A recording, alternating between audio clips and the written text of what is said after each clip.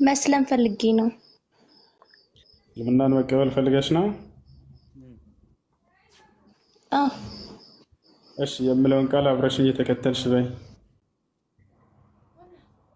እሺ። አሽሀዱ አላ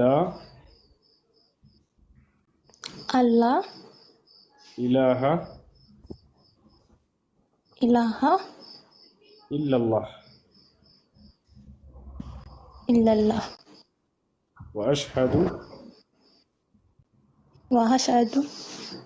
አነ ሙሐመደን ረሱሉላህ ረሱሉላህ። ማሻአላህ ጨርሰሻል። አላህ ምስጋና ይገባው። አሁን ያልሽው ቃል የሸሃዳ ቃል የምስክር ቃል ይባላል። ትርጉሙ አሽሀዱ አላ ኢላሃ ኢለላህ ማለት እነሆ ከአንዱ ከአላህ በስተቀር በእውነት የሚመለክ ሌላ አምላክ የለም ብዬ መሰክራለሁ ማለት ሲሆን ወአሽሀዱ አነ ሙሐመድን ረሱሉላህ ማለት ደግሞ ሙሐመድም የአላህ መልእክተኛና ነቢይ ናቸው ብዬ መሰክራለሁ ማለት ነው። ከዚህ በኋላ ሙስሊም ሆነሻል። ለአላህ ምስጋና ይገባው።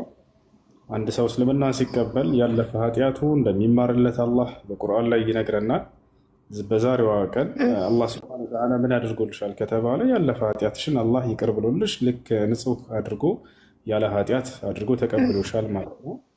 ወደ እኔ በሚመለሱ ጊዜ ሰዎች ኃጢአታቸውን እምርላቸዋለሁ ብሎ ተናግሯል። ቁል ሊለዚነ ከፈሩ ኢየንተሁ ዩግፈር ለሁም ማ ቀድ ሰለፍ ይላል። ሙሐመድ ሆይ ለእነዚያ ክደውኝ ለነበሩ ባሪያዎቼ ወደ እኔ ከተመለሱ ያለፈ ኃጢአታቸውን ሁሉ እንደምምርላቸው ንገራቸው እያለ ይናገራል።